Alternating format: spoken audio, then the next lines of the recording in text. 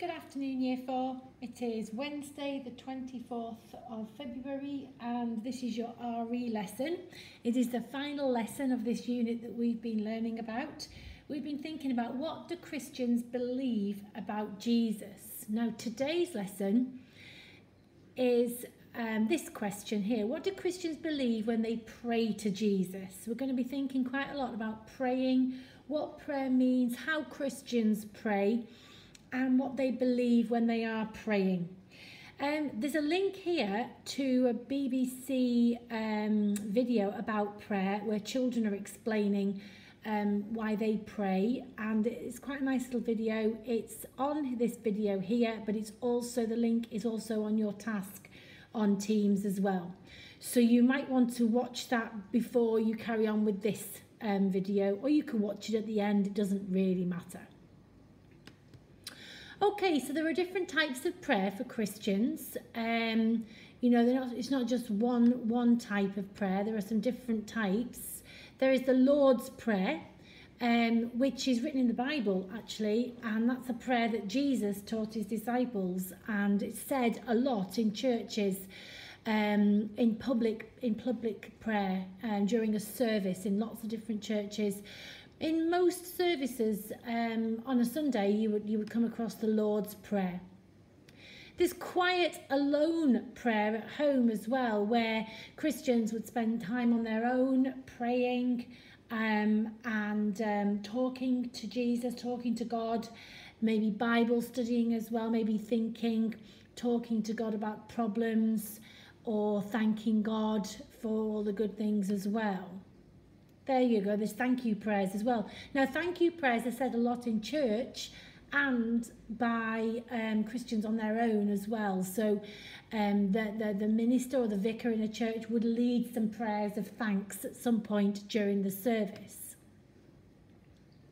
Prayer is a part of a church service. You won't go to a church and not have a prayer. And I know even when we have Rev Steph doing some of our assemblies, either in school or through Zoom, she usually includes a prayer in there, some sort of thank you prayer, or a requesting prayer, a blessing prayer, which is part of the service that she's giving us at the time. There is also a type of prayer for specific things, such as when people are ill, and if you go to a church and there's a time of prayer, there will often be a section where the congregation are asked to pray for those that they know who are ill or who are finding life difficult or anything like that, and those people will be named in a church service and prayed for. This is quite a nice one, and if you ever go to Durham Cathedral, this is something you can do. You can go in, you can light a candle, and you can say someone's name, or just say it in your head or out loud if you want to, and you can pray for somebody who's in need and light a candle for them.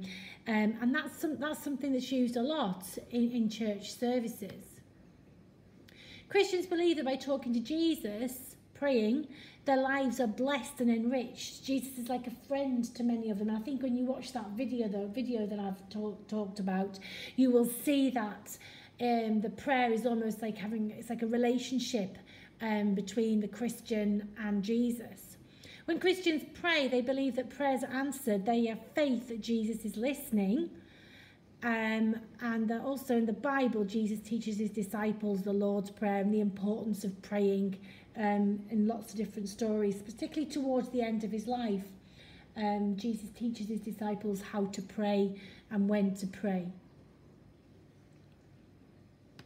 Okay, so can you spot the different types of prayer in these pictures here? So I've got 4 pictures, and this is part of your task today. So which one of these is the Lord's Prayer? If you see over here, this starts, Our Father who art in heaven, hallowed be thy name. That is the Lord's Prayer, and you'll find that in the Bible as well. And that's the Lord's Prayer that Christians say in church more or less every time they go into church. It's sort of like the most popular, common prayer to be said by Christians. Which one of these pictures looks like it could be the quiet and alone prayer when you're on your own, either in your home or somewhere else? Well, this is a good one. It's this one over here, isn't it? It's this, this lady, girl here. She's obviously outside somewhere praying. Quite a nice place to sit and contemplate and have a think and a prayer there. Outside, it could be in your home for Christians, or it could be somewhere quiet, like somewhere beautiful in the countryside. Prayer for those who are ill. Well, this little poster here, it says prayers for using during the coronavirus outbreak. So if people are ill, then that's the type of prayer that would happen in a church. Well, obviously churches haven't been open during the coronavirus, but a lot of churches have existed through Zoom and other platforms like that, and had their services and their prayers over Zoom for people who had coronavirus. And a prayer with a candle for someone who's in need. Well, this is what I was talking about before. If you go to Durham Cathedral, whoops, that's the wrong thing, children. If you go to Durham Cathedral, then you can light a candle. You can see this picture here is somebody lighting a little candle, little night light, and maybe as they're lighting it, they're saying a little prayer at the same time. And there's many of those lit each day in big churches like cathedrals. I want you to reflect now. Do you think prayer is important for Christians? Reflect just means to think, to be quiet and to be still. Do you think prayer is important for Christians? We've had a little look, you've had a little look at the other video. And I've talked you through a little bit about prayer. And do you think prayer could help you in your life? Do you think it's going to be something that you could do in your life? It's just a little think, just a little think. What's your task then? Your task looks like this. It says choose from two of the following. Choose two from the following. You either cut these pictures out and describe what you see, the type of prayer, or you can write a prayer for those struggling with coronavirus at the moment and start your prayer with Dear Lord. Or you could think about the good things in your life and write a thank you prayer.